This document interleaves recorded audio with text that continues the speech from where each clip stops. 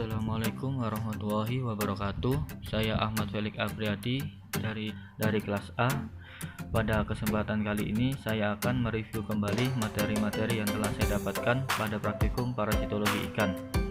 Oke, sebelum masuk ke materi parasitologi, apa sih itu parasitologi? Parasitologi adalah ilmu yang mempelajari mengenai segala sesuatu yang menyebabkan penyakit atau infeksi oleh parasit, baik macam parasit atau cara menginfeksi kepada induk semang atau host. Parasit sendiri adalah organisme yang hidup di dalam tubuh beberapa organisme lain. Parasit terdiri dari dua macam, yaitu endoparasit, yaitu parasit yang ditemukan di dalam tubuh inang, dan ektoparasit, yaitu parasit yang ditemukan di luar tubuh inang.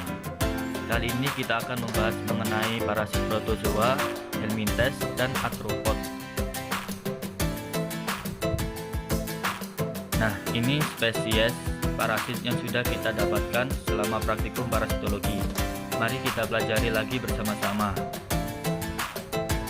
Yang pertama ada protozoa. Protozoa berasal dari kata protos yang berarti pertama dan zoon yang berarti hewan, sehingga disebut sebagai hewan pertama. Merupakan organisme mikroskopis yang bersifat heterotrof, artinya makanan tergantung pada organisme lain. Adapun parasit protozoa yang sering ditemukan antara lain dari kelas Ciliata ada Trichodina sp dan Ichthyopsirius multifilis.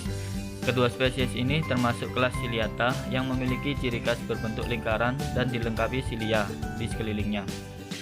Trichodina dilengkapi dengan dentikel dan border membran, sedangkan Ichthyopsirius multifilis memiliki nukleus dan vakuola.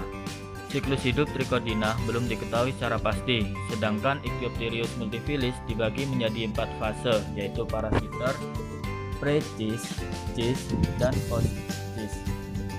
Kedua spesies ini sering ditemukan pada permukaan tubuh, sirip, ekor, dan insang. Selanjutnya adalah protozoa penyebab penyakit pada udang, yaitu ada Zootamnium sp, Epistelis sp, dan Vorticella sp. Morfologi masing-masing spesies ini hampir sama. Zootamnium hidup berkoloni menempel dengan semacam akar dan batang yang disebut pedikel. Epistelis hidup berkoloni atau soliter, berbentuk lebih runcing dan panjang jika dibandingkan Zootamnium. Sedangkan Vorticella hidup soliter, menempel pada substrat dengan tangkai pipi silindris dan berkontraktil. Zooid berbentuk seperti lonceng dengan ukuran yang bervariasi. Ketiga spesies ini memiliki siklus hidup yang hampir sama, yaitu dengan cara pembelahan transversal. Ketiga spesies ini sering ditemukan pada permukaan tubuh inang. Selanjutnya yaitu pada kelas Flagellata, spesies yang diamati adalah Trypanosoma evansi. Trypanosoma merupakan endoparasit yang berada pada darah. Spesies ini memiliki satu atau lebih flagel untuk alat pergerakan. Memiliki undulating membran dan inti sel berbentuk oval, berbentuk memanjang seperti daun dan mempunyai pintoplas. Siklus hidupnya dengan cara binary fission. Parasit ini ditemukan pada darah dan organ-organ limatik pada ikan atau belut. Selain itu, ada spesies Cryptobia sp, Hexamita sp yang menyerang saluran pencernaan.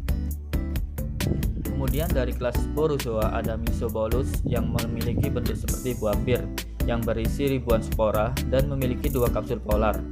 Sedangkan Eimeria memiliki oobista seperti bola, oval, dan elips. Parasit ini sering ditemukan pada saluran pencernaan ikan. Selanjutnya, yang terakhir ada dari kelas Rhizopoda, contoh spesiesnya yaitu Entamoeba histolytica. Tubuhnya berinti bulat, membran inti berupa garis dan memiliki kromatin. Parasit ini menyerang saluran pencernaan dan mukosa usus. Kemudian kita akan membahas parasit dari helminthes. Berasal dari bahasa Yunani yang berarti cacing. Parasit yang sering ditemukan antara lain dari kelas Trematoda. Trematoda sendiri ada 2, yaitu Digenea dan Monogenea. Dibedakan berdasarkan siklus hidupnya. Monogenea siklus hidupnya secara langsung, sedangkan Digenea secara tidak langsung, yakni memerlukan inang. Contoh Digenea yaitu Cynostomum sp, sedangkan contoh Monogenea yaitu Benedenia sp, Dactylogyrus sp, dan Gyrodactylus sp. Selanjutnya yaitu dari kelas Cestoda, Morfologinya adalah memanjang menyerupai pita, berbentuk pipi dorsoventral, tidak memiliki alat pencernaan, terbagi dalam segmen atau proglotid, serta terdapat skoleks yang dilengkapi dengan kait-kait. Siklus hidupnya meliputi telur, corasidium, procersoid, plerocersoid, merocersoid, dan dewasa.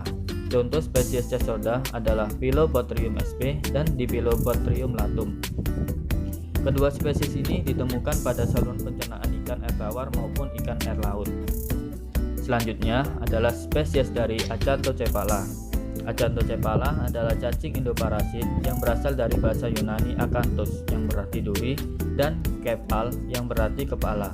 Jadi, Acanthocephala adalah kepala berduri. Morfologi dari cacing ini adalah memiliki duri atau spinah pada anterior, berbentuk elongated cylinder, dilengkapi proboscis, bagian tubuh yang memanjang, serta alat kelaminnya terpisah. Siklus hidupnya tidak langsung atau indirect cycle. Contoh spesiesnya adalah Echinorhynchus salmonis. Spesies ini ditemukan pada usus atau saluran pencernaan ikan. Calicus ergacillus.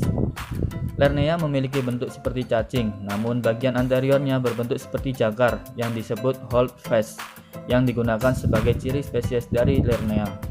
Biasa ditemukan pada insang, sirip, dan sekitar mata ikan air tawar seperti ikan mas dan ikan karper.